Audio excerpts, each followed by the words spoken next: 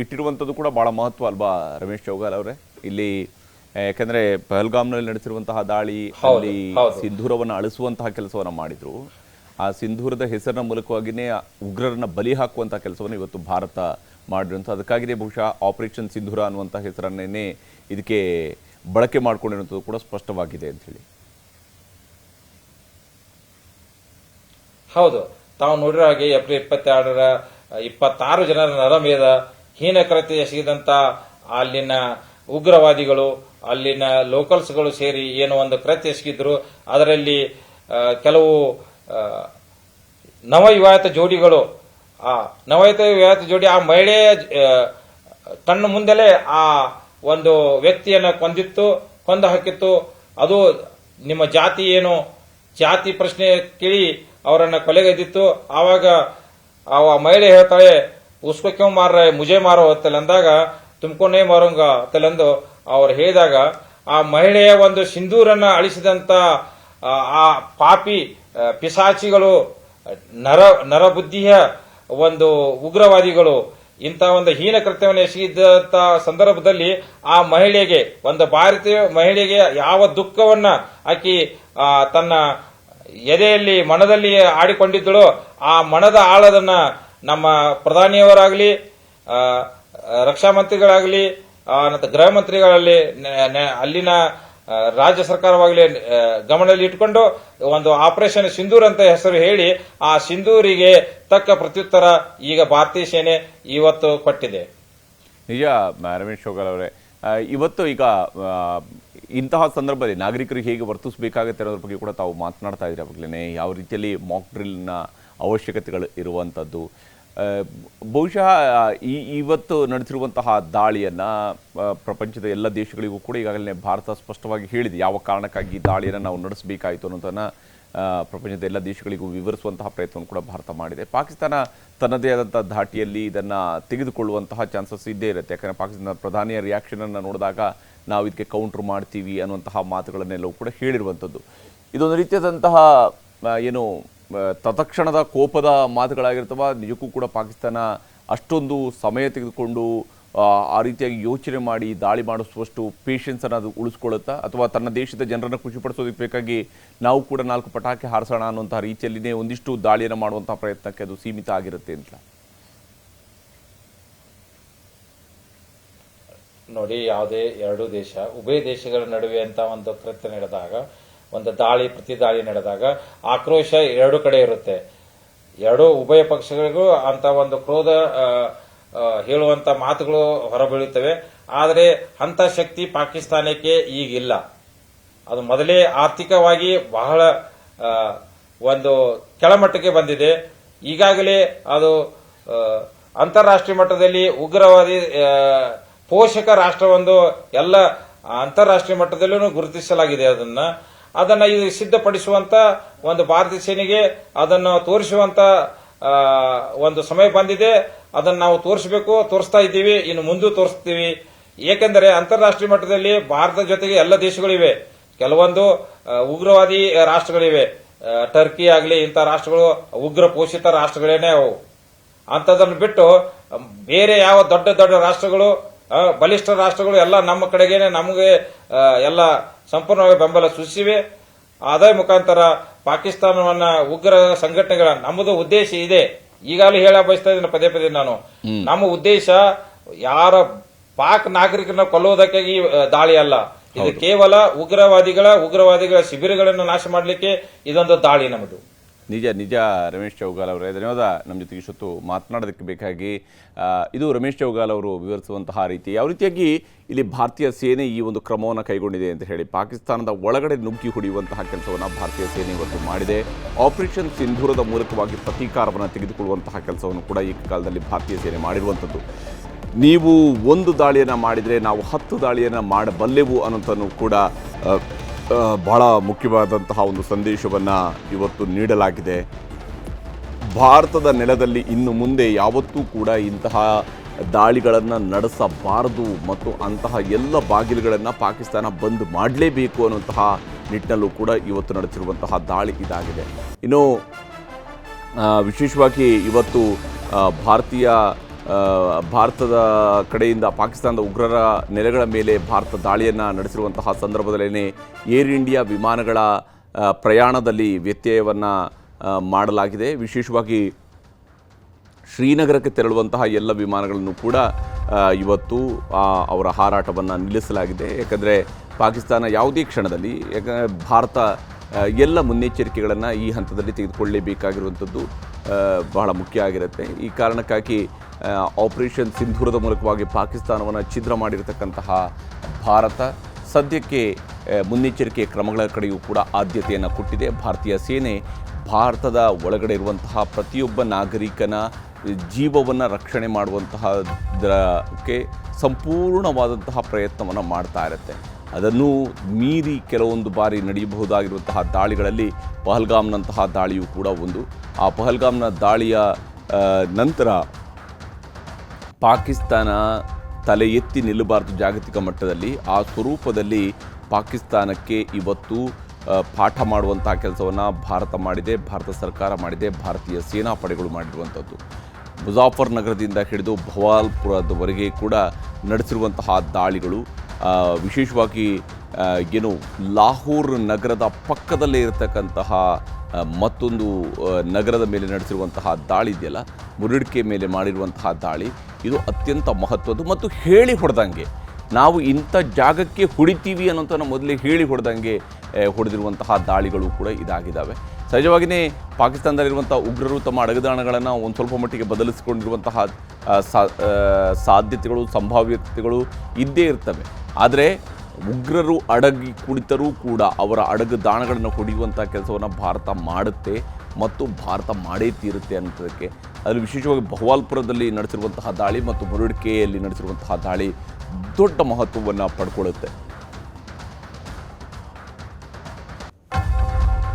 ಉಗ್ರರ ಸ್ವರ್ಗದಂತಹ ಪಾಕ್ನಲ್ಲಿ ಇವತ್ತು ನರಕವನ್ನು ಸೃಷ್ಟಿಸಲಾಗಿದೆ. ಏನು ಉಗ್ರರನ್ನು ಭಾರತದ ಒಳಗಡೆ ಕಳಿಸಿ ನಿಮ್ಮನ್ನು ಸ್ವರ್ಗಕ್ಕೆ ಕಳಿಸ್ತೀವಿ ಅಂತೇಳಿ ಭಾರತದ ಒಳಗಡೆ ಕಳಿಸ್ತಾ ಇದ್ರಲ್ಲ, ಇವತ್ತು ಅವರನ್ನು ಅಲ್ಲೇನೇ ನರಕಕ್ಕೆ ದಬ್ಬುವಂತಹ ಪ್ರಯತ್ನವನ್ನು ಭಾರತ ಮಾಡಿದೆ.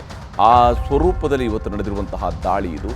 ಸುಟ್ಟು ಹಾಕಲಾಗಿದೆ, ಉಗ್ರರ ನೆಲೆಗಳನ್ನು ಸುಟ್ಟು ಹಾಕಲಾಗಿದೆ, ಛಿದ್ರ ಮಾಡಲಾಗಿದೆ. ಉಗ್ರರು ಮತ್ತೆದ್ದು ತಲೆ ಎತ್ತಬಾರದು, ಆ ನಿಟ್ಟಿನಲ್ಲಿ ಮಾಡಿರುವಂತಹ ಬಹಳ ಮುಖ್ಯವಾದಂತಹ ದಾಳಿ ಇದಾಗಿದೆ. ಒಂದು ದಾಳಿ, ಎರಡು ದಾಳಿಗಳಿಗೆ ಸೀಮಿತ ಮಾಡದೇನೆ ಇದನ್ನು ಬರೋಬ್ಬರಿ 9 ಕಡೆಗಳಲ್ಲಿ ದಾಳಿಯನ್ನು ನಡೆಸಿ ಕ್ಷಿಪಣಿಗಳ ಮೂಲಕವಾಗಿ ಉಗ್ರರ ನೆಲೆಗಳನ್ನು ಉಡೀಸ್ ಮಾಡುವಂತಹ ಕೆಲಸವನ್ನು ಭಾರತೀಯ ಸೇನೆ ಮಾಡಿದೆ.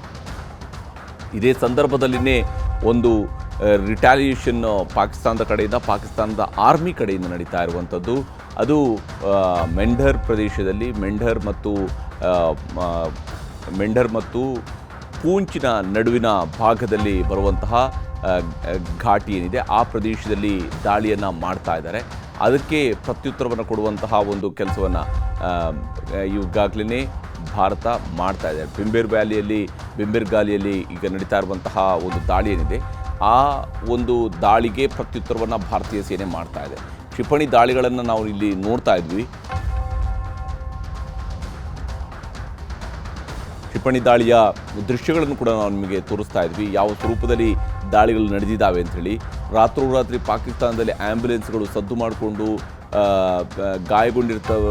ಗಾಯಗೊಂಡಂಥವರನ್ನು ಆಸ್ಪತ್ರೆಗಳಿಗೆ ರವಾನಿಸುವಂತಹ ಕೆಲಸವನ್ನು ಪಾಕಿಸ್ತಾನದಲ್ಲಿ ಮಾಡಲಾಗಿದೆ. ಕ್ಷಿಪಣಿ ದಾಳಿಯಲ್ಲಿ ಉಗ್ರರ ನೆಲೆಗಳನ್ನು ಸಂಪೂರ್ಣವಾಗಿ ಧ್ವಂಸ ಮಾಡಲಾಗಿದೆ.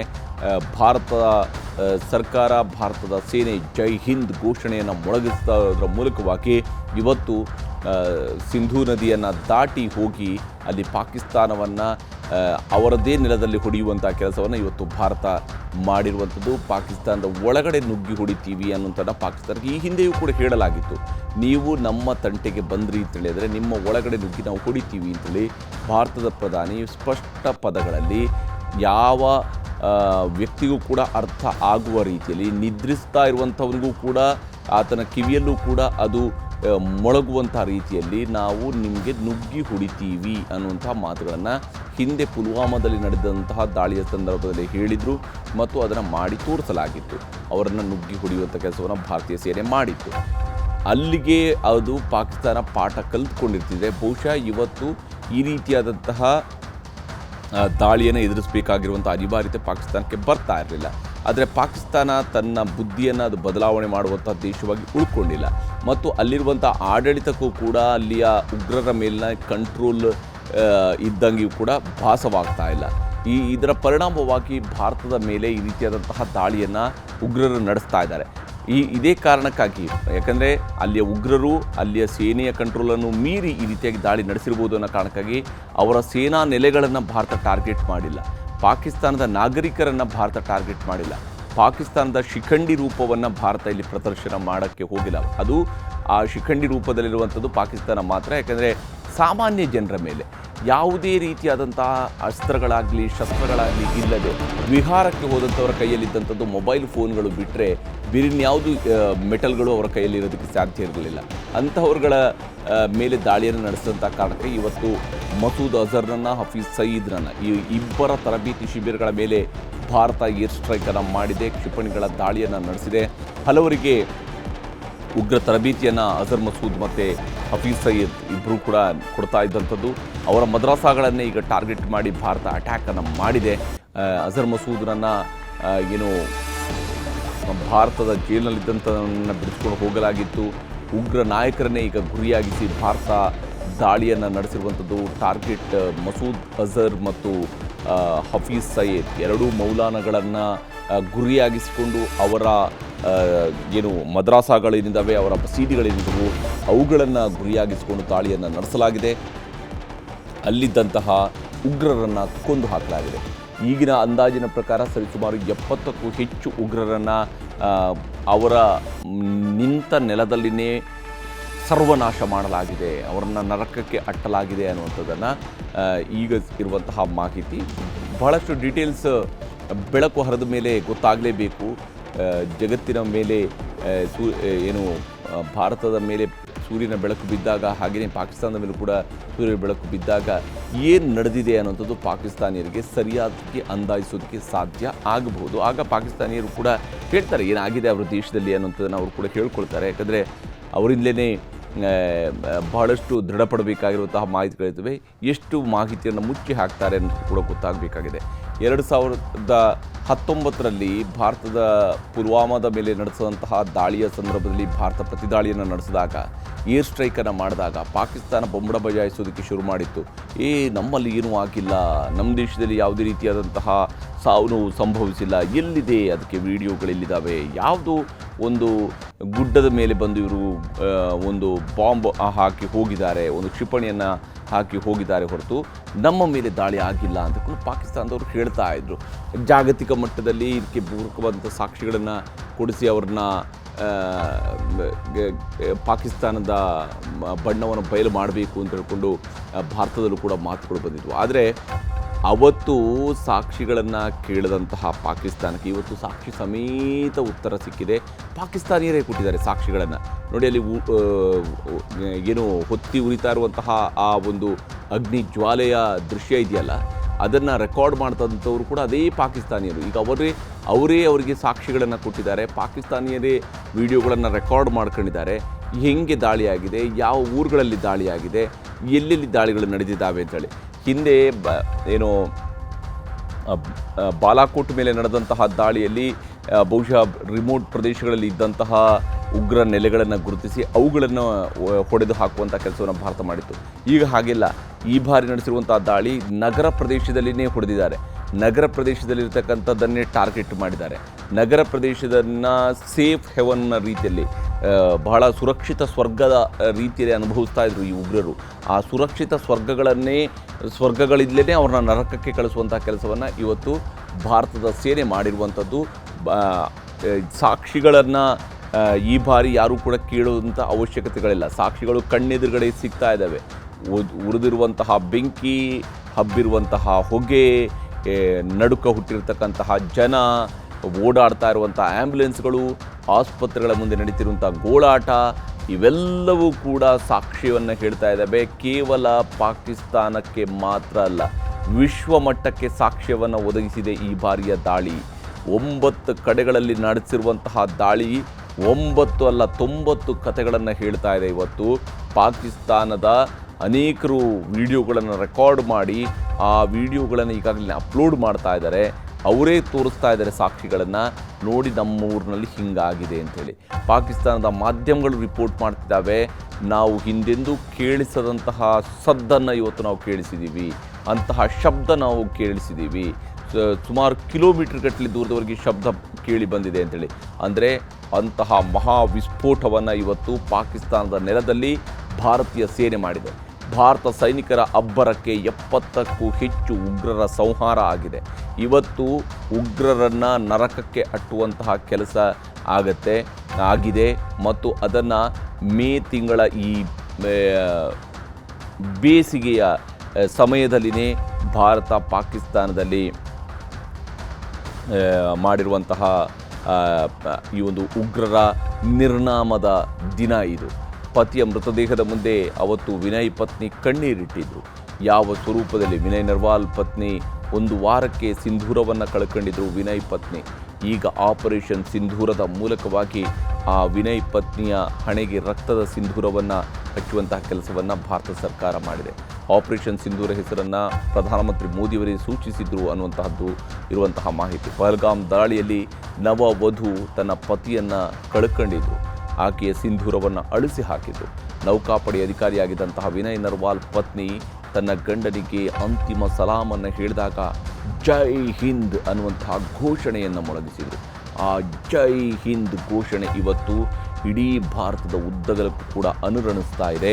ಪಾಕಿಸ್ತಾನದ ಮೇಲೆ ನಡೆಸಿರುವಂತಹ ದಾಳಿಯ ಸಂದರ್ಭದಲ್ಲಿ ಜೈ ಹಿಂದ್ ಅನ್ನುವಂತಹ ಘೋಷಣೆ ಎಲ್ಲೆಡೆಯಿಂದ ಕೂಡ ಮೊಳಗ್ತಾ ಇದೆ. ರಕ್ತ ಪಿಪಾಸುಗಳ ಮೇಲೆ ಆಪರೇಷನ್ ಸಿಂಧೂರದ ಹೆಸರಿನಲ್ಲಿ ದಾಳಿಯನ್ನು ನಡೆಸಲಾಗಿದೆ. 70ಕ್ಕೂ ಅಧಿಕ ಉಗ್ರರನ್ನು ಸದೆಬಡಿದಿದೆ ಭಾರತದ ಸೇನೆ ತನ್ನ ಶಕ್ತಿ, ಸಾಮರ್ಥ್ಯ ಮತ್ತು ಸಂಯಮ. ಯಾವತ್ತೂ ಕೂಡ ನಮ್ಮ ಸಾಮರ್ಥ್ಯವನ್ನು ನಾವು ದುರ್ಬಲರ ಮೇಲೆ ಪ್ರಯೋಗ ಮಾಡಿಲ್ಲ, ಭಾರತ ಮಾಡುವುದಿಲ್ಲ. ಭಾರತ ಮುಂದೆ ನುಗ್ಗಿ ಯಾವತ್ತೂ ಕೂಡ ಯುದ್ಧವನ್ನು ಕೆಣಕುವ ಯುದ್ಧೋನ್ಮಾದದ ದೇಶ ಅಲ್ಲ. ಯುದ್ಧ ಅನಿವಾರ್ಯ ಆದಾಗ ಅದನ್ನು ಮಾಡಲೇಬೇಕಾಗಿರುವಂಥದ್ದು ಭಾರತದ ನಿಯಮ. ಒಂದು ಕೆನ್ನೆಗೆ ಹೊಡೆದಾಗ ಇನ್ನೊಂದು ಕೆನ್ನೆಯನ್ನು ತೋರಿಸು ಅಂತ ಹೇಳ್ಕೊಂಡು ಗಾಂಧೀಜಿ ಹೇಳಿದ್ದು, ಇನ್ನೊಂದು ಕೆನ್ನೆಗೂ ಹೊಡೆಯೋದಕ್ಕೆ ಬಿಡು ಅಂತ ಹೇಳುವ ಕಾರಣಕ್ಕಾಗಿಲ್ಲ. ಇನ್ನೊಂದು ಕೆನ್ನೆಯನ್ನು ತೋರಿಸೋದ್ರ ಮೂಲಕವಾಗಿ ಈಗಲಾದರೂ ನೀನು ಸುಮ್ಮನೆ ಇರು ಅನ್ನುವಂಥದ್ದನ್ನು ಸೂಚಿಸುವಂತಹ ಮಾರ್ಗ ಅದು. ಆ ಸ್ವರೂಪದಲ್ಲೇ ಇವತ್ತು ಭಾರತೀಯ ಸೇನೆ ಒಂದು ಕೆನ್ನೆಗೆ ಹೊಡೆದರೆ ಇನ್ನು ನಿಮ್ಮನ್ನು ನಾವು ಸಹಿಸೋದಕ್ಕೆ ಸಾಧ್ಯ ಇಲ್ಲ ಅಂತ ಹೇಳಿ ಪಾಕಿಸ್ತಾನದ ಒಳಗಡೆ ನುಗ್ಗಿ ಇವತ್ತು ಹೊಡೆಯುವಂಥ ಕೆಲಸವನ್ನು ಮಾಡಲಾಗಿದೆ. ಈ ಹಿಂದೆ ಒಂದು ಕಡೆಯಲ್ಲಿ ಮಾತ್ರ ಏರ್ ಸ್ಟ್ರೈಕ್ ಆಗಿತ್ತು, ಈ ಹಿಂದೆ ಒಂದು ಕಡೆಯಲ್ಲಿ ಮಾತ್ರ ಸರ್ಜಿಕಲ್ ಸ್ಟ್ರೈಕ್ ಆಗಿತ್ತು. ಆದರೆ ಈ ಬಾರಿ ಒಂದಲ್ಲ ಎರಡಲ್ಲ, ಬದಲಿಗೆ 9 ಕಡೆಗಳಲ್ಲಿ ಏಕಕಾಲದಲ್ಲಿ ಇವತ್ತು ಉಗ್ರರ ಪಾಲಿಗೆ ಅವರನ್ನು ನರಕ ಕಟ್ಟುವಂತಹ ನರಕ ಚತುರ್ದಶಿ ಇವತ್ತು ಮಾಡಲಾಗಿದೆ. ಇವತ್ತು ಅಲ್ಲಿ ಆಗಿರುವಂಥದ್ದು ಉಗ್ರ ಸಂಹಾರದ ದೀಪಾವಳಿ. ಅಲ್ಲಿ ಬರ್ತಾ ಇರುವಂತಹ ಬೆಳಕು ಅದು ಉಗ್ರ ಸಂಹಾರದ ದೀಪಾವಳಿಯ ಬೆಳಕಿನ ರೀತಿಯಲ್ಲಿ ಇರುವಂಥದ್ದು. ಆ ಮೂಲಕವಾಗಿ ಪಾಕಿಸ್ತಾನದಲ್ಲಿರುವಂಥ ಉಗ್ರರನ್ನು ಸದೆಬಡಿಯುವಂತಹ ಕೆಲಸವನ್ನು ಭಾರತೀಯ ಸೇನೆ ಮಾಡಿದೆ. ಪಾಕಿಸ್ತಾನ ಆ್ಯಕ್ಚುಲಿ ಹೇಳ್ತಾ ಇದ್ರಲ್ಲ ಪಾಕಿಸ್ತಾನದ ನಾಯಕರುಗಳು, we made A mistake, we did mistake ಅನ್ನುವಂತಹ ಮಾತುಗಳನ್ನು ಹೇಳ್ತಾ ಇದ್ರಲ್ಲ.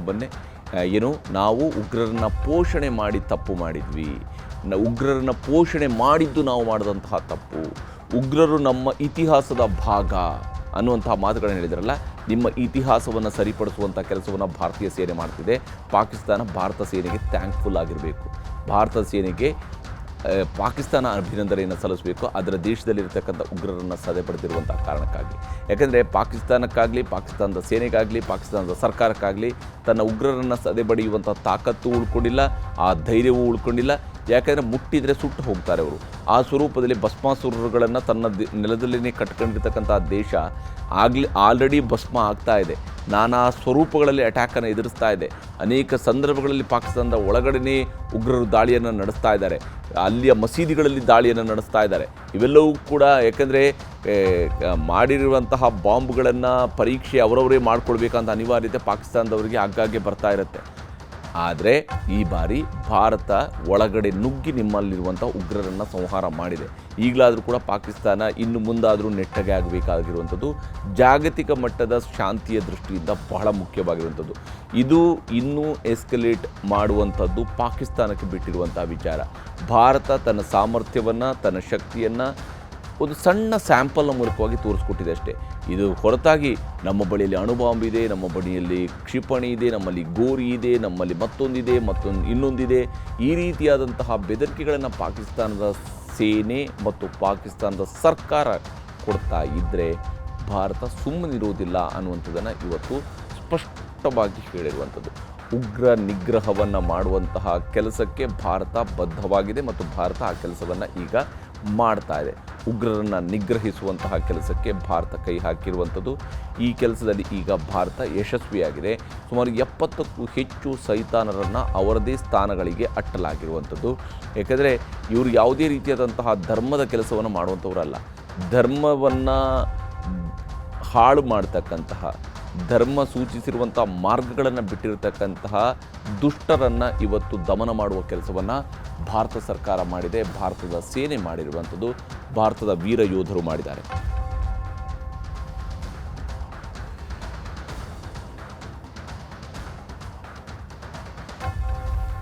ಭಾರತದ ವಾಯುಪಡೆಯ ನಿವೃತ್ತ ಸೇನಾನಿಯಾಗಿರುವಂತಹ ಮೋಹನ್ ಚಿತ್ಲಿ ಅವರು ನಮ್ಮ ಜೊತೆಗೆ ಈಗ ಸಂಪರ್ಕದಲ್ಲಿದ್ದಾರೆ. ಮೋಹನ್ ಚಿತ್ಲಿ ಅವರೇ, ತಾವು ಯಾವ ರೀತಿಯಾಗಿ ನೋಡ್ತೀರಿ ಇವತ್ತಿನ ದಾಳಿಯನ್ನು, ಈ ಸ್ವರೂಪದಲ್ಲಿ ನಡೆಸಿರುವಂತಹ ಸ್ಟ್ರೈಕ್? ಪಾಕಿಸ್ತಾನದ ಒಳಗಡೆ ನುಗ್ಗಿ ಹಿಂದೆ ಒಮ್ಮೆ ಏರ್ ಸ್ಟ್ರೈಕನ್ನು ಮಾಡಿರುವಂಥದ್ದು ಆಗಿತ್ತು. ಈಗ ಎರಡನೇ ಬಾರಿ, ಅದು ಒಂದಲ್ಲ ಎರಡಲ್ಲ 9 ಕಡೆಗಳಲ್ಲಿ ನಡೆಸಿರುವಂತಹ ದಾಳಿಯನ್ನು ನೋಡಿದಾಗ ಯಾವ ರೀತಿಯಾಗಿ ಅನಿಸುತ್ತೆ? ಯಾವ ಸ್ವರೂಪದಲ್ಲಿ ಭಾರತದ ಸೇನೆ ತನ್ನ ಭಾರತದ ವಾಯುಪಡೆ, ಭಾರತದ 3 ಪಡೆಗಳು ತಮ್ಮ ಶಕ್ತಿಯನ್ನು ಮತ್ತು ತಮ್ಮ ಸಂಯಮವನ್ನು ಇಲ್ಲಿ ಪ್ರದರ್ಶಿಸಿದಾವೆ ಅಂತ ತಮಗನ್ಸುತ್ತೆ?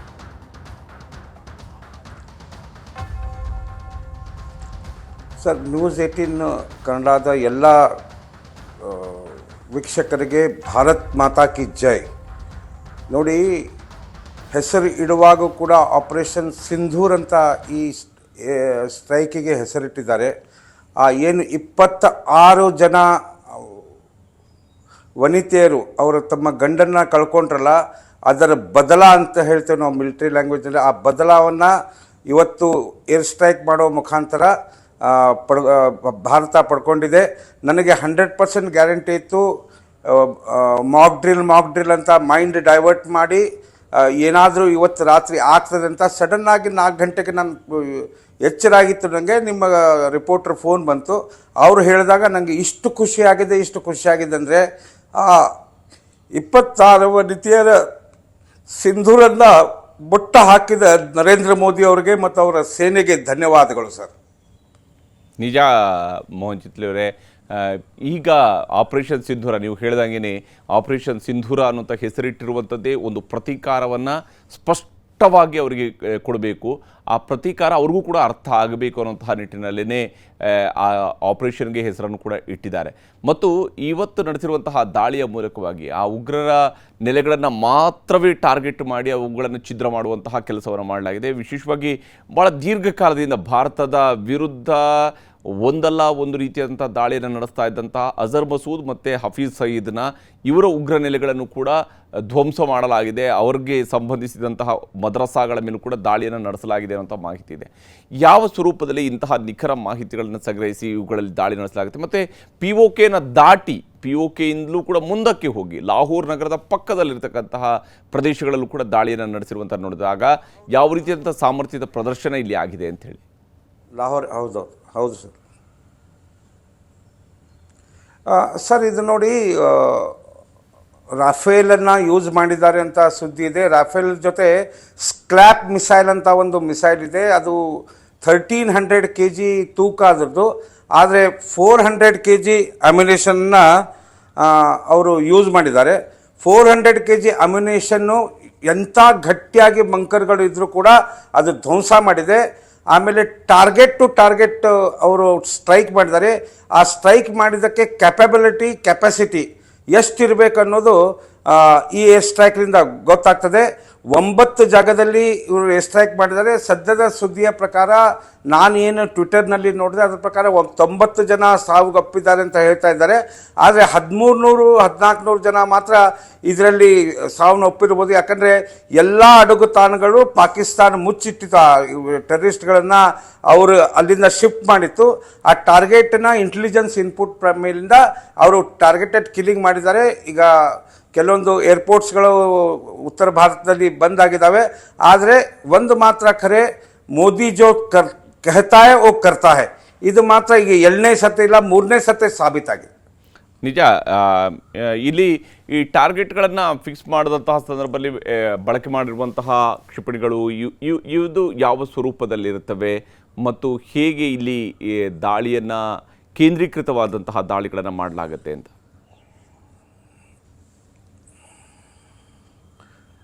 ಸರ್, ಎಲ್ಲವೂ ಕೂಡ ಬಹಿರಂಗವಾಗಿ ಹೇಳಲಿಕ್ಕೆ ಆಗಲ್ಲ. ಆದರೆ ಒಂದು ಮಾತ್ರ ಖರೆ, ರಡಾರ್ ಮೂಲಕ ಈ ಟಾರ್ಗೆಟ್ಗಳನ್ನು ಝೀರೋಯಿಂಗ್ ಮಾಡ್ತಾರೆ.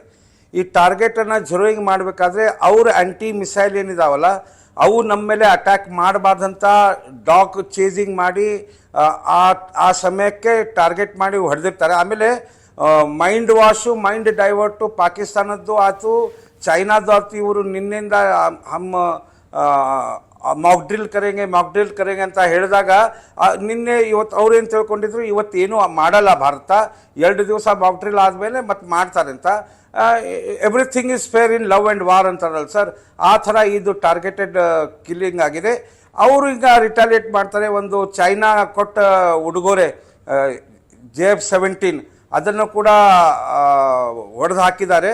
ಇನ್ನು ಇದು ಎಸ್ಕಲೇಟ್ ಆಗೋಕ್ಕಿಂತ ಮುಂಚೆನೇ ಏನು ಪಾಕಿಸ್ತಾನ ವಿಚಾರ ಮಾಡ್ತದೆ ಅಂದರೆ, today they have declared the emergency. They have told that schools and colleges will be close. ನಿಮ್ಮ ಚಾನಲ್ನನ್ನು ಈಗ ನೋಡಿದೆ. ಆದರೆ ಪರಿಸ್ಥಿತಿ ಗಂಭೀರ ಇರೋದ್ರಿಂದ ಯಾವುದೇ ಪರಿಸ್ಥಿತಿಯಲ್ಲಿ ನಾವು ಭಾರತ ಸನ್ನದ್ಧರಾಗಿದ್ದು ನಾವು ಯಾವುದೇ ಪರಿಸ್ಥಿತಿ ಬಂದರೂ ಎದುರಿಸಲಿಕ್ಕೆ ನಮ್ಮ ಸೈನ್ಯ ಸಜ್ಜಾಗಿದೆ ಅಂತ ಹೇಳ್ಬೋದು ಸರ್. ಅಂದರೆ ಈಗ ಎಸ್ಕಲೇಟ್ ಮಾಡುವಂಥದ್ದು ಅಥವಾ ನಿಲ್ಲಿಸುವಂಥದ್ದು ಈಗ ಪಾಕಿಸ್ತಾನದ ಕೈಯಲ್ಲಿರುತ್ತೆ ಸರ್. ಎಸ್ಕಲೇಟ್ ಮಾಡೋರು ನಾವೇ. ಇದು ಶತಸಿದ್ಧ. ಎಸ್ಕಲೇಟ್ ಮಾಡಿ ಪಾಕಿಸ್ತಾನ 3 ತುಂಡು ಮಾಡೋವರೆಗೂ ನಾವು ಅಟ್ಯಾಕ್ ಮಾಡೋರು. ಈಗ ಇನ್ನು ಜಸ್ಟ್ ಇಲ್ಲೇ ಮುಗೀತು ಅಂತ ಇಲ್ಲ, ಇನ್ನಿದು ಎಸ್ಕಲೇಟ್ ಆಗ್ತಾನೆ ಹೋಗ್ತದೆ. And until unless we capture the POK, ನನ್ನ ಅನಿಸಿಕೆ ಪ್ರಕಾರ Modi government is not going to stop here. Let United Nations or your honour, your justice, your supreme court ಏನೇ ಹೇಳಿದ್ರು ಕೂಡ now we have taken a step and that step will be we will eradicate Pakistan and make it to the 3 pieces. ಅಂದರೆ ಪಾಕಿಸ್ತಾನಕ್ಕೆ ಉಳ್ಕೊಂಡಿರ್ತಕ್ಕಂಥ option ಯಾವ ಸ್ವರೂಪದ್ದು?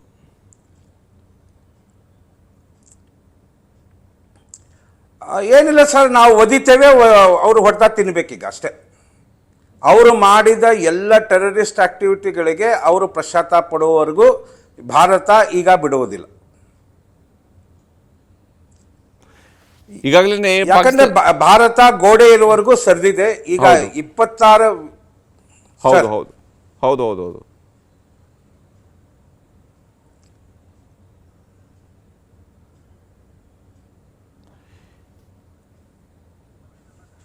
ಇಲ್ಲಿ ಪಾಕಿಸ್ತಾನದ ಪ್ರಧಾನಮಂತ್ರಿ ಹೇಳಿದಂಥ ಒಂದು ಮಾತು, ಈಗ ಈ ದಾಳಿ ಆದ ನಂತರ ಆತ ಹೇಳಿರುವಂತಹ ಮಾತುಗಳನ್ನು ಗಮನಿಸಿದಾಗ ನಾವು ಸುಮ್ಮನಿರೋದಿಲ್ಲ ಅನ್ನುವಂತಹ ಮಾತುಗಳನ್ನ, ಇದು ಅಲ್ಲಿಯ ಜನರನ್ನು ಖುಷಿಪಡಿಸೋದಕ್ಕೆ ಮತ್ತು ಅಲ್ಲಿಯ ಸೈನ್ಯದವ್ರನ್ನ ಖುಷಿಪಡಿಸೋದಕ್ಕೆ ಹೇಳ್ತಾ ಇರುವಂತಹ ಮಾತುಗಳಷ್ಟೇನಾ ಇದು? ಸರ್, ಇದು ಗೀಧಡ್ ಭಬ್ಕಿ ಅಂತೇವೆ ಹಿಂದಿಯಲ್ಲಿ ನಾವು. ಐಸಿ ಗೀಧಡ್ ಭಬ್ಕಿ ಬಹುತ್ ಬಾರ್ ಉನ್ನೋನೆ ದಿಯಾ ಹೈ. ಆದ್ರೆ ಈಗ ಕೇಳೋ ಪ್ರಶ್ನೆನೇ ಬರಲ್ಲ ಸರ್. ಈ ಮೋದಿ ಗೌರ್ಮೆಂಟ್ ಮತ್ತು ಈಗಿರುವ ಸೈನ್ಯ ಇದು ಕೇಳೋ ಪ್ರಶ್ನೆನೇ ಬರೋದಿಲ್ಲ. ಈಗ ನಾವು ಏನು ಮಾಡ್ತೇವೋ ಅದೆಲ್ಲ ಸಹನೆ ಮಾಡ್ಕೋತಾನೆ ಕೂಡಬೇಕು ಅವರಷ್ಟೇ. ಈ ದಾಳಿಯ ಮೂಲಕವಾಗಿ, ಯಾಕಂದರೆ ಭಾರತವನ್ನು ಪದೇ ಪದೇ ಕೆಣಕುವಂತಹ ಪ್ರಯತ್ನವನ್ನು ಮಾಡ್ತಾನೆ ಬಂದಿತ್ತು ಪಾಕಿಸ್ತಾನ, ಮತ್ತು ಭಾರತವು ಕೂಡ ಈ ಹಿಂದೆಯೂ ಕೂಡ ಹೇಳಿತ್ತು, ಸ್ಪಷ್ಟವಾಗಿ ಹೇಳಿತ್ತು, ನೀವು ಈ ರೀತಿ ಅಂತ ತಂಟೆಗೆ ಬಂದರೆ ನುಗ್ಗಿ ಹೊಡಿತೀವಿ ನಿಮಗೆ ಅಂತೇಳಿ. ಕಳೆದ ಬಾರಿ ಒಂದು ಕಡೆಯಲ್ಲಿ ಮಾತ್ರ ನುಗ್ಗಿ ಹೊಡೆಯುವಂಥ ಕೆಲಸ ಮಾಡಿತ್ತು. ಮತ್ತು ಈ ಬಾರಿ ಸಾಕ್ಷಿಗಳು ಕೂಡ ಸ್ಪಷ್ಟವಾಗಿ ಪಾಕಿಸ್ತಾನದ ನಾಗರಿಕರೇ ಅಲ್ಲಿಯ ವಿಡಿಯೋವನ್ನು ರೆಕಾರ್ಡ್ ಮಾಡಿ ಆ ವಿಡಿಯೋವನ್ನು ಅವರೇ ಕಳಿಸ್ತಾ ಇದ್ದಾರೆ. ಯಾವ ಸ್ವರೂಪದಲ್ಲಿ ದಾಳಿಗಳು ಆಗಿದ್ದಾವೆ ಅನ್ನುವಂಥ ಸಾಕ್ಷಿಯೂ ಕೂಡ ಜಾಗತಿಕ ಮಟ್ಟದಲ್ಲಿ ಎಲ್ಲರ ಮುಂದೆಯೂ ಕೂಡ ಇದೆ. ಪಾಕಿಸ್ತಾನ ಕಳೆದ ಬಾರಿ ಹೇಳಿತು ಏನೂ ಆಗೇ ಇಲ್ಲ, ಎಲ್ಲೋ ಒಂದು ಕಡೆಯಲ್ಲಿ ಬಂದು ಇದು ಹಾಕಿದ್ರು, ದಾಳಿ ಮಾಡಿ ಹೋಗಿದ್ದಾರೆ, ಸುಮ್ಮನೆ ಅವರು ಕ್ಲೇಮ್ ಮಾಡ್ಕೋತಾರೆ ಅಂತ ತಗೊಂಡು. ಬಹುಶಃ ಈ ಬಾರಿ ಪಾಕಿಸ್ತಾನ ಒಪ್ಕೊಳ್ಳುತ್ತಾ ನಮ್ಮ ಇಷ್ಟು ಜನ ಸತ್ತು ಹೋಗಿದ್ದಾರೆ ಅಂತ ಹೇಳೋಂಥನಾದ್ರೂ ಹೇಳ್ಕೊಳ್ಳುತ್ತದು? ನೋಡಿ ಸರ್, 26 ಮಾತೆಯರಿಗೆ ಶ್ರದ್ಧಾಂಜಲಿ ಕೊಡಲಿಕ್ಕೆ ಆಪರೇಷನ್ ಸಿಂಧೂರ್ ಅಂತ ಸಿಂಬಾಲಿಕಲಿ ಹೆಸರಿಟ್ಟರು ಕೂಡ ಅದರ ಆ್ಯಕ್ಚುಯಲ್ ಹೆಸರಿದೆ ಆಪರೇಷನ್ ಸರ್ವನಾಶ್ ಸತ್ಯಾನಾಶ್. ಈ ಸರ್ವನಾಶ ಸತ್ಯಾನಾಶ ಪಾಕಿಸ್ತಾನ ಎಲ್ಲಿವರೆಗೂ ಭಾರತ ಮಾಡಲ್ವೋ ಅಲ್ಲಿವರೆಗೂ ಭಾರತ ಸುಮ್ಮನೆ ಕೊಡೋ ಪ್ರಶ್ನೆನೇ ಇಲ್ಲ. ಪಾಕಿಸ್ತಾನ ಜನರು ಏನೂ ಹೇಳಿ ಎಂಥದ್ದು ಹೇಳಿ, ಈಗ ನವಾಲ್ ಬೇಸ್ ಇನ್ನೂ ಆ್ಯಕ್ಟಿವೇಟ್ ಆಗಿಲ್ಲ. Only army and air force have been activated. ಇವತ್ತಿಂದ ನವಾಲ್ ಬೇಸು ಕೂಡ ಆ್ಯಕ್ಟಿವೇಟ್ ಆಗ್ತದೆ ಅಂತ ನನಗೆ ಗ್ಯಾರಂಟಿ ಇದೆ. ನವಾಲ್ ಬೇಸ್ ಏನಾದರೂ ಆ್ಯಕ್ಟಿವೇಟ್ ಆದರೆ ಕರಾಚಿಯ ಟೋಟಲ್ ಎಕನಾಮಿ ಡಿಸ್ಟ್ರಾಯ್ ಮಾಡೋ ಕೆಪಾಸಿಟಿ ಭಾರತಕ್ಕೆ ಇದೆ. ಇದನ್ನು ಹೆಮ್ಮೆಯಿಂದ ಹೇಳ್ಬೋದು. ನಿಜ ನಿಜ ನಿಜ. ಮತ್ತು ಬಹುಶಃ ಪಾಕಿಸ್ತಾನ ಇನ್ನು ಮುಂದೆ ಎಂದೂ ಕೂಡ ಈ ರೀತಿಯಾದಂಥ ತಪ್ಪುಗಳನ್ನು ಭಾರತದ ನೆಲದಲ್ಲಿ ಮಾಡದಂತಹ ಪಾಠವನ್ನು ಕಲಿಸ್ಬೇಕಂತ ಅನಿವಾರ್ಯತೆ ಸಹಜವಾಗಿಯೇ ಭಾರತಕ್ಕೆ ಇರುವಂಥದ್ದು. ಮತ್ತು ಪಾಕಿಸ್ತಾನದ ಒಳಗಡೆ ಆಗ್ತಾ ಇರುವಂತಹ ಬೆಳವಣಿಗೆಗಳನ್ನು ನೋಡ್ತಾ ಹೋದಾಗಲೂ ಕೂಡ ಈಗಾಗಲೇ ನಿರಂತರವಾಗಿ ಬಲೂಚಿಸ್ತಾನದ ಲಿಬರೇಷನ್ ಆರ್ಮಿ ಅಲ್ಲಿ ಹೋರಾಟವನ್ನು ಮಾಡ್ತಾ ಇದೆ. ಅಲ್ಲಿಯ ಪಾಕಿಸ್ತಾನದ ಸೇನೆಯ ಮೇಲೆ ದಾಳಿಯನ್ನು ಮಾಡ್ತಾ ಇದ್ದಾರೆ. ಮೊನ್ನೆ ಒಂದು 6 ಜನ ಸೈನಿಕರನ್ನು ಕೊಂದು ಹಾಕಿದೆ. ಅದು ಕೂಡ ಚೀನಾದಿಂದ ಬಂದಂತಹ ಶಸ್ತ್ರಾಸ್ತ್ರಗಳನ್ನು ನಾಶಪಡಿಸುವಂಥ ಕೆಲಸವನ್ನು ಅಲ್ಲಿನ ಲಿಬರೇಷನ್ ಆರ್ಮಿ ಮಾಡ್ತಾ ಇದೆ. ಬಹುಶಃ ಬಲೂಚಿಸ್ತಾನ ಈಗ ಪಾಕಿಸ್ತಾನದಿಂದ ಬೇರ್ಪಡುವಂಥ ಕಾಲ ಹತ್ತಿರ ಆಗಿದೆ ಅಂತ. ಸರ್ ನೋಡಿ, ಇದು ಶಿಯಾ ಸುನ್ನಿ ಪಸ್ಪಂದ ಇವೇನು ಮುಸಲ್ಮಾನ ಇದ್ದಾರಲ್ಲ, ಸುನ್ನಿಯ ವಿರುದ್ಧ ಶಿಯಾದವಾರು, ಪಸ್ಪಂದ ವಿರುದ್ಧ ಸುನ್ನಿಯವಾರು, ಅದೇ ಅವ್ರಿಗೆ ಮೂಲ ಆಗಿದೆ. ಆಮೇಲೆ POK ನಮ್ಗೆ ಯಾವಾಗೂ ಕೂಡ ನಮ್ಮದೇ ಇತ್ತು. ನಾವು 24 ವಿಧಾನಸಭಾ ಸೀಟ್ಗಳು ಇನ್ನೂ ಕೂಡ ಜಮ್ಮು ಕಾಶ್ಮೀರದ ಅಸೆಂಬ್ಲಿಯಲ್ಲಿ ರಿಸರ್ವ್ ಆಗಿಟ್ಟಿದ್ದೇವೆ. ಇನ್ನೊಂದು ವಾರದಲ್ಲಿ ನಾವು POKನ ಕ್ಯಾಪ್ಚರ್ ಮಾಡ್ತೇವೆ ಅಂತ ವಿಶ್ವಾಸ ನನಗಿದೆ. ಅದರ ಜೊತೆಗೆ ಪಾಕಿಸ್ತಾನದ ಜನರು ಏನಿದೆ, ಏನು ಮಾತಾಡ್ತಾರೆ ಅನ್ನೋ ಪ್ರಶ್ನೆ ಬರ. ಯಾಕಂದರೆ ಪಾಕಿಸ್ತಾನದ ಅಸ್ತಿತ್ವವನ್ನೇ ಈಗ ಮುಟ್ಟು ಹಾಕಲು ಭಾರತ ಮುಂದಾಗಿದೆ. ಹೀಗಾಗಿ ಅವ್ರ ಕಡೆಯಿಂದ ಏನು ಸ್ಟೇಟ್ಮೆಂಟ್ ಬರ್ತದೆ, ಅವರು ಡಿಪ್ಲೊಮಸಿ ಏನಿದೆ, ಡಿಪ್ಲೊಮ್ಯಾಟಿಕ್ ರಿಲೇಷನ್ಸ್ ನಮ್ಮ ಜೊತೆ ಏನು ಮಾಡ್ತಾರೆ ಆದರೆ ಚೈನಾ ಮತ್ತು ಟರ್ಕಿ ಹೆಂಗೆ ರಿಟಾಲಿಯೇಟ್ ನಮ್ಮ ಮೇಲೆ ಮಾಡ್ತದೆ ಅದ್ರ ಬಗ್ಗೆ ಸ್ವಲ್ಪ ಕಾಳಜಿ ಇದೆ. ಅದು ಕಾಳಜಿ ಇದ್ರೂ ಕೂಡ when international community is supporting India including Russia and America, we are safe ಅಂತ ನನಗೆ ಸದ್ಯದ ಮಟ್ಟಿಗೆ ಅನಿಸ್ತದೆ. ಆದರೂ ಕೂಡ ಚೈನಾ ಮತ್ತು ಟರ್ಕಿ, ಆಮೇಲೆ ಸ್ವಲ್ಪ ಮಟ್ಟಿಗೆ ಸೌದಿ ಅರೇಬಿಯಾ, ಇವು 3 ದೇಶ ಹೆಂಗೆ ನಾಳೆ ಬೆಳಿಗ್ಗೆ ಅಂದರೆ ಇವತ್ತು ಬೆಳಿಗ್ಗೆ ಹೆಂಗೆ ಏನು ಮಾಡ್ತದೆ ಅದು ಗೊತ್ತಿಲ್ಲ. ಆಮೇಲೆ ಇನ್ನೊಂದಂದರೆ ಬೆಳಿಗ್ಗೆ 10 ಗಂಟೆಗೆ ಮಿನಿಸ್ಟ್ರಿ ಆಫ್ ಡಿಫೆನ್ಸ್ನಿಂದ ಪ್ರೆಸ್ ಕಾನ್ಫರೆನ್ಸ್ ಆಗ್ತಾಯಿದೆ. ಪ್ರೆಸ್ ಕಾನ್ಫರೆನ್ಸ್ನಲ್ಲಿ ಅದು ಹೇಳಲಾಗ್ತದೆ ಯಾವ ಥರ ಟಾರ್ಗೆಟ್ ಇತ್ತು, ಏನು ಮಾಡಿದ್ರು ಅಂತ, ಎಷ್ಟು ಜನ ಆಸುನಿಗಿದ್ದಾರೆ ಅಂತ. ಆಸುನಿಗಿದ್ದವ್ರ ಸುದ್ದಿನೂ ಕೂಡ ಲಾಸ್ಟ್ ಟೈಮ್ ಕೂಡ ಲಾಂಚರ್ ಪ್ಯಾಡ್ನಲ್ಲಿ ಅಟ್ಯಾಕ್ ಮಾಡಿದಾಗ ಅವರೆಲ್ಲ ಡೆಡ್ ಬಾಡೀಸ್ಗಳನ್ನ ಅಲ್ಲಿಂದಲ್ಲೇ ಮುಚ್ಚಿ ಹಾಕಿಬಿಟ್ರು. ಹೀಗಾಗಿ 1, 2, 3, 4 ರಫೇಲ್ ಅಟ್ಯಾಕ್ ಮಾಡಿದಾಗ ಇಷ್ಟೇ ಜನ ಸತ್ತಿದ್ದಾರೆ, ಇಷ್ಟೇ ಜನ ಬದುಕಿದ್ದಾರೆ ಅಂತ ಹೇಳೋದು ಕಷ್ಟ ಆಗ್ತದೆ. ದ ಟೋಟಲ್ ಡಿಸಾಸ್ಟರ್ ಏನಿದೆ ಅಲ್ಲ ಅದು ತುಂಬ ಜಾಸ್ತಿ ಇದೆ ಅಂತ ನನಗೆ ಅನಿಸ್ತಾ ಇದೆ ಸರ್. ನಿಜ. ಧನ್ಯವಾದ ಮೋಹನ್ ಚಿತ್ರಿ ಅವರೇ, ಇಷ್ಟೊತ್ತು ನಮ್ಮ ಜೊತೆ ಜಾಯ್ನ್ ಆಗಿ ತಮ್ಮ ಅಭಿಪ್ರಾಯಗಳನ್ನು ಶೇರ್ ಮಾಡ್ಕೊಂಡಿದ್ದಕ್ಕಾಗಿ. ಇದು ಏರ್ಫೋರ್ಸ್ನ ನಿವೃತ್ತ ಯೋಧರಾಗಿರುವಂತಹ ಮೋಹನ್ ಚಿತ್ಲಿ ಅವರ ವಿಶ್ವಾಸ. ಯಾವ ಸ್ವರೂಪದಲ್ಲಿ ಈ ದಾಳಿ ನಡೆದಿದೆಯೋ ಪಾಕಿಸ್ತಾನವನ್ನು ಛಿದ್ರ ಮಾಡೋ ತನಕ ಭಾರತ ಸರ್ಕಾರ ಬಿಡೋದಿಲ್ಲ ಅಂತೇಳಿ. ಪಾಕಿಸ್ತಾನದಲ್ಲಿ ಜನರ ಓಡಾಟವನ್ನು ನಾವು ನೋಡ್ತಾ ಇದ್ವಿ. ಗಾಬರಿಯಿಂದ ಓಡಾಡ್ತಾ ಇರುವಂಥ ಜನರನ್ನು ಕೂಡ ನಾವಿಲ್ಲಿ ಗಮನಿಸ್ತಾ ಇದ್ವಿ. ಯಾವ ಸ್ವರೂಪದಲ್ಲಿ ಪಾಕಿಸ್ತಾನದ ಪರಿಸ್ಥಿತಿ ಇವತ್ತು ನಿರ್ಮಾಣ ಆಗಿದೆ ಅಂದರೆ ರಾತ್ರೋರಾತ್ರಿ ಎದ್ದು ಕುಳಿತುಕೊಳ್ಳುವಂಗೆ ಮಾಡಿದೆ ಪಾಕಿಸ್ತಾನವನ್ನು. ಇನ್ನು ಭದ್ರತಾ ಸಂಪುಟ ಕರೆದಿದ್ದಾರೆ ಪ್ರಧಾನಮಂತ್ರಿ ಮೋದಿಯವರು. ಆ ಭದ್ರತಾ ಸಂಪುಟ ಸಭೆಯಲ್ಲಿ ವಿಸ್ತೃತವಾದಂತಹ ಚರ್ಚೆ ಇವತ್ತು ನಡೆಯೋದಿದೆ. ಬೆಳಗ್ಗೆ 11 ಗಂಟೆಗೆ ಈ ಮೀಟಿಂಗ್ ನಡೆಯುತ್ತೆ. ಭದ್ರತಾ ಸಂಪುಟ ಸಭೆ ನಡೆಯುತ್ತೆ. ಪಾಕಿಸ್ತಾನದ ಮೇಲೆ ಅಟ್ಯಾಕ್ ಬೆನ್ನಲ್ಲೇ ನಡೆಸುವಂತಹ ಸಭೆಯಲ್ಲಿ ಮುಂದಿನ ಕೋರ್ಸ್ ಆಫ್ ಆ್ಯಕ್ಷನ್ ಹೇಗಿರಬೇಕು, ಯಾವ ಸ್ವರೂಪದಲ್ಲಿರಬೇಕು, ಈಗ ಮಾಡಿರುವಂತಹ ದಾಳಿ ಇದು ಇಲ್ಲಿಗೆ ನಿಲ್ಲುತ್ತಾ ಅಥವಾ ಇದರಿಂದ ಮುಂದುವರಿಯುತ್ತಾ, ಯಾವ ಸ್ವರೂಪದಲ್ಲಿ ಮುಂದುವರಿಯೋದಿದ್ದರೆ ಹೇಗಿರುತ್ತೆ, ಎಲ್ಲ ವಿಚಾರಗಳನ್ನು ಕೂಡ ಅನಾಲಿಸಿಸ್ ಮಾಡುವಂತಹ ಕೆಲಸವನ್ನು ಇವತ್ತು ನಡೆಯುವಂತಹ ಪ್ರಧಾನಿ ಮೋದಿಯವರು ಕರೆದಿರುವಂತಹ ಹೈ ವೋಲ್ಟೇಜ್ ಸಭೆಯಲ್ಲಿ ನಡೆಯುತ್ತೆ. ಭದ್ರತಾ ಸಂಪುಟ ಕರೆದಿದ್ದಾರೆ. ಸಚಿವ ಸಂಪುಟದ ಭದ್ರತಾ ಸಮಿತಿ ಏನಿದೆ ಆ ಒಂದು ಸಮಿತಿ ಸಭೆಯನ್ನು ಕರೆಯಲಾಗಿದೆ. ಇದರಲ್ಲಿ ಬಹಳ ಮುಖ್ಯವಾದಂತಹ ಚರ್ಚೆಗಳಾಗುತ್ತೆ. ಮುಂದಿನ ಕೋರ್ಸ್ ಆಫ್ ಆ್ಯಕ್ಷನ್ ಏನಿರಬೇಕು, ಭಾರತ ಸರ್ಕಾರ ಮುಂದೆ ಏನು ಮಾಡುವಂಥದ್ದಿದೆ, ಯಾವ ಸ್ವರೂಪದಲ್ಲಿ ದಾಳಿಯನ್ನು ಮಾಡುವಂಥದ್ದರ ಅವಶ್ಯಕತೆ ಇದೆ, ಈಗ ನಡೆಸಿರುವಂತಹ ದಾಳಿ ಸಾಕಾ ಅಥವಾ ಮತ್ತಷ್ಟು ದಾಳಿಯನ್ನು ನಡೆಸಬೇಕಾ ಅನ್ನುವಂಥರ ಬಗ್ಗೆ ಕೂಡ ತೀರ್ಮಾನ ಕೈಗೊಳ್ಳಲಾಗುತ್ತೆ.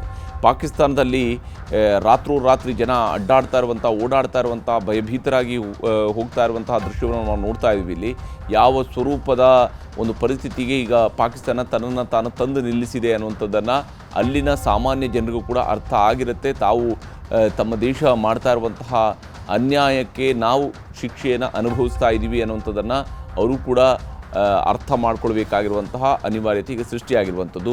ಪಾಕಿಸ್ತಾನದಲ್ಲಿ ಬಾಂಬ್ ದಾಳಿಯನ್ನು ನಡೆಸೋದ್ರ ಮೂಲಕ, ಅಲ್ಲಿ ಕ್ಷಿಪಣಿ ದಾಳಿಯನ್ನು ನಡೆಸೋದ್ರ ಮೂಲಕ, ಅವುಗಳನ್ನು ಸ್ಫೋಟಿಸೋದ್ರ ಮೂಲಕವಾಗಿ ಮದ್ರಸಾಗಳಲ್ಲಿ ವಿಶೇಷವಾಗಿ ಯಾವ ಉಗ್ರರ ನೆಲೆಗಳಿದ್ವು ಅವುಗಳನ್ನು ಸ್ಫೋಟಿಸೋದ್ರ ಮೂಲಕವಾಗಿ ಭಾರತೀಯ ಸೇನೆ ತನ್ನ ಶೌರ್ಯವನ್ನು ಜಗತ್ತಿಗೆ ಸಾರಿ ಹೇಳಿದೆ ಮತ್ತು ಪಾಕಿಸ್ತಾನದ ಒಳಗಡೆ ನುಗ್ಗಿ ಹೊಡೆಯುವಂತಹ ತನ್ನ ಸಾಮರ್ಥ್ಯವನ್ನು ಮತ್ತೊಂದು ಬಾರಿ ಪ್ರದರ್ಶಿಸಿರುವಂಥದ್ದು. ಈಗ ಭಯಭೀತರಾಗಿ ಅಂದರೆ ಅಲ್ಲಿ ಗಾಯಾಳುಗಳನ್ನು ಕರೆದೊಯ್ತಾ ಇರುವಂತಹ ದೃಶ್ಯಗಳು ಕೂಡ ನಾವು ಗಮನಿಸ್ತಾ ಇದ್ದೀವಿ. ಇದರಲ್ಲಿ ರಾತ್ರಿಯಲ್ಲಿ ಜನ ಓಡಾಡ್ತಾ ಇರುವಂಥದ್ದು, ಬೈಕ್ಗಳಲ್ಲಿ ಓಡಾಡ್ತಾ ಇರುವಂಥ ದೃಶ್ಯವನ್ನು ಕೂಡ ನಾವು ನೋಡ್ತಾ ಇದ್ದೀವಿ ಇಲ್ಲಿ. ಹೀಗೆ ಉಗ್ರರ ನೆಲೆಗಳನ್ನು ಧ್ವಂಸಗೊಳಿಸುವಂತಹ ಕೆಲಸವನ್ನು ಭಾರತೀಯ ಸೇನೆ ಯಶಸ್ವಿಯಾಗಿ ಮಾಡಿದೆ ಮತ್ತು ಈ ಕೆಲಸ ಇಲ್ಲಿಗೆ ನಿಲ್ಲಿಸುತ್ತಾ ಅಥವಾ ಇದನ್ನು ಮುಂದುವರಿಸಿಕೊಂಡು ಹೋಗಬೇಕಾ ಅನ್ನುವಂತಹ ನಿಟ್ಟಲ್ಲಿ ಭಾರತೀಯ ಸೇನೆ ತೀರ್ಮಾನವನ್ನು ಕೈಗೊಳ್ಳುತ್ತೆ. ಹೇಗೆ ಮಾಡಬೇಕು, ಎಲ್ಲಿವರೆಗೆ ಇದನ್ನು ತೆಗೆದುಕೊಂಡು ಹೋಗಬೇಕು ಅನ್ನುವಂತಹ ನಿಟ್ಟಿನಲ್ಲೂ ಕೂಡ ಭಾರತೀಯ ಸೇನೆ ತನ್ನ ಕ್ರಮಗಳನ್ನು ಕೈಗೊಳ್ಳಬಹುದು.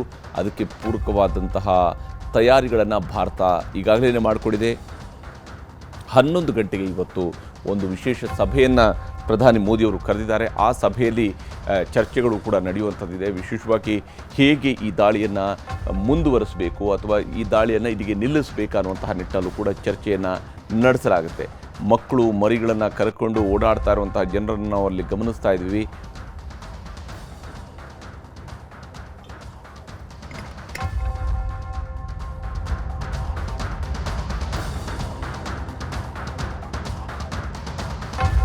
ಪಾಕಿಸ್ತಾನದ ಪರಿಸ್ಥಿತಿ ಇದೆ. ಪಾಕಿಸ್ತಾನದ ಪ್ರಮುಖ ಪ್ರದೇಶಗಳಲ್ಲಿ ಈ ಬಾರಿ ದಾಳಿ ನಡೆದಿರುವಂಥದ್ದು.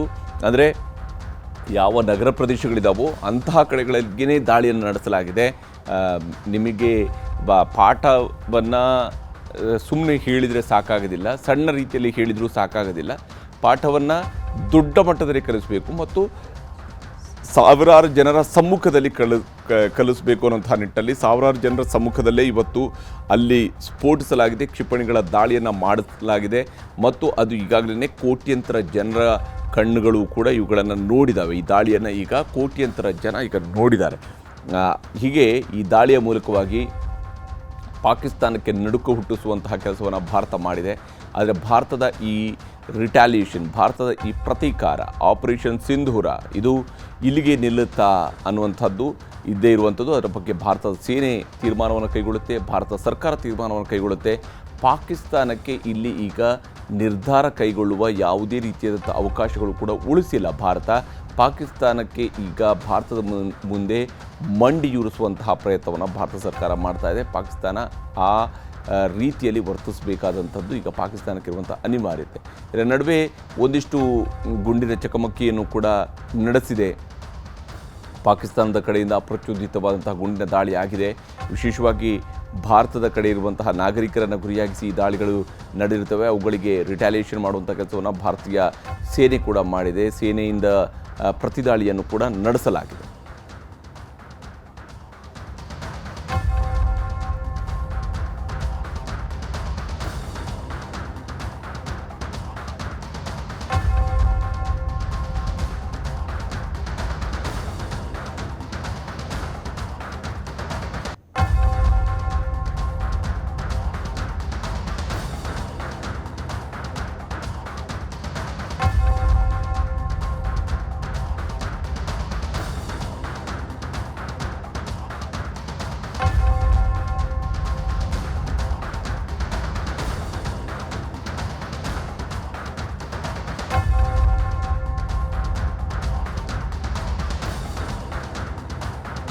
ಬಹಳ ಮುಖ್ಯವಾಗಿರುವಂತಹ ಅಂಶಗಳು ಈಗ ಹೊರಬರ್ತಾ ಇದ್ದಾವೆ. ಯಾವ ಸ್ವರೂಪದಲ್ಲಿ ಈ ದಾಳಿ ನಡೆದಿದೆ ಅನ್ನೋದರ ಬಗ್ಗೆ ಬಹಳ ಮುಖ್ಯವಾದಂತಹ ಒಂದು ವಿಚಾರ ಈಗ ಹೊರಗಡೆ ಬರ್ತಾ ಇರುವಂಥದ್ದು.